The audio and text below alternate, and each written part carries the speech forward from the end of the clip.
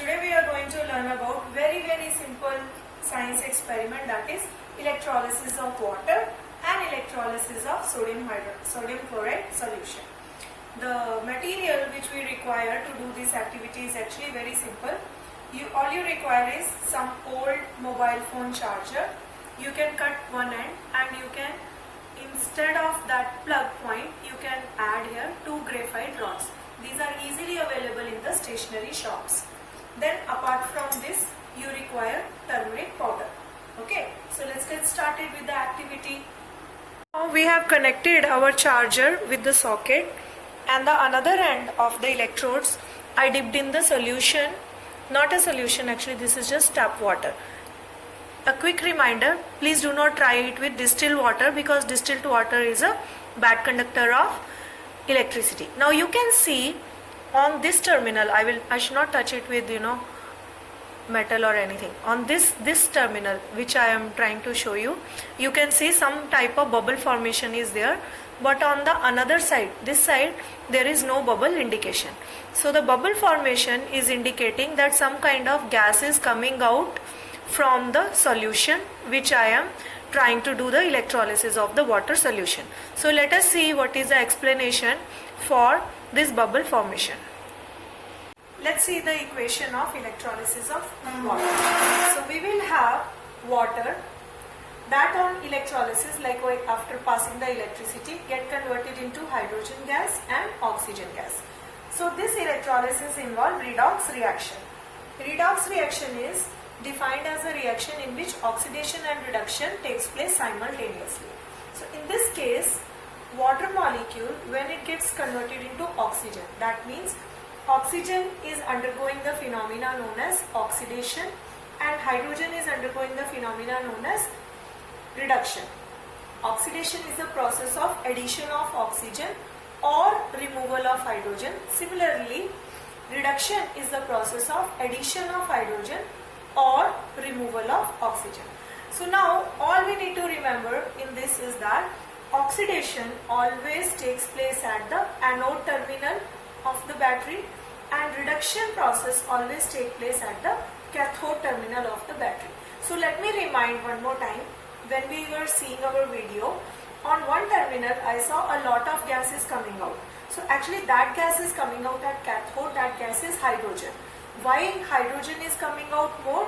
In a balanced chemical equation, I can see that double the amount of hydrogen is produced per 1 mole of oxygen. In this one, you can see 1 mole of oxygen and 2 moles of hydrogen are produced when I do electrolysis of water.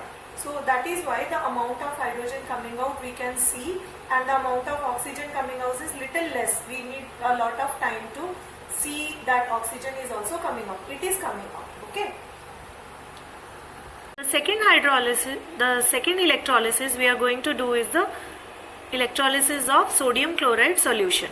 So now in this case we can see, in fact we can see very clearly how much gas bubbles are coming out in this terminal which I am touching with the help of this plastic fork. You can see there are a lot of gas bubbles which are coming out on this terminal. That terminal also gas is coming out, but it is confined in that region. You can see very clearly now. See how much gas is getting liberated. Now the question is that in case of water, when we were studying in case of water, okay, so double amount of hydrogen and half the amount of oxygen was getting liberated. What is the case with sodium chloride solution? So let's see the case in the sodium chloride solution. In case of sodium chloride, when I have made a solution, means I have added sodium chloride in water, and what I am supposed to get, sodium hydroxide and hydrogen gas and Cl2, chlorine gas is supposed to get liberated.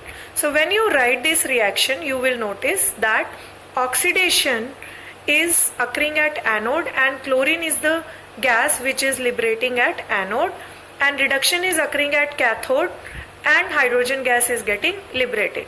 Now the question is that in the first case the amount of gas was differing a lot. In this case, how do I know whether the actually chlorine gas is getting liberated, hydrogen gas is getting liberated, and I am getting sodium hydroxide actually or not? So what we can do is that why we took the turmeric powder is to indicate the pH of the salt. If you guys remember, turmeric powder will give red color with the base. Initially I took sodium hydroxide, sodium chloride solution. So sodium chloride solution is neutral since it is a salt of strong acid and strong base. You can just add 1 drop of your solution into turmeric powder and you will see that there is no color change. It remains same color. Why? Because right now the electrolysis has just started and still the formation of sodium hydroxide has not taken place. So what we need to do is we need to wait for at least 2 hours to 3 hours for this electrolysis to take place completely, and then we can judge whether actually sodium hydroxide is formed or not. Plus there will be some kind of smell which will start coming. Chlorine gas has its own particular smell. So from the smell also we will come to know that chlorine gas is getting liberated. Okay, so we'll check on this after 2 hours. Okay guys, nearly 2 hours have passed. Let us check whether our solution has turned basic or not, because our sodium chloride was neutral solution. Now we have to check if sodium hydroxide is formed, means the solution should have turned basic in nature. First thing is that we should switch it off, and now we'll take this out. So we'll take a little bit drop of it and we'll add on to our turmeric solution. Now you can notice that the turmeric powder is turning jet red in color. You can see the color change. The jet red color of turmeric indicates the formation of base. That means our electrolysis experiment is successful. So I hope that you guys have learnt about electrolysis reaction, electrolysis of water and electrolysis of sodium chloride solution nicely in this video. So thank you so much.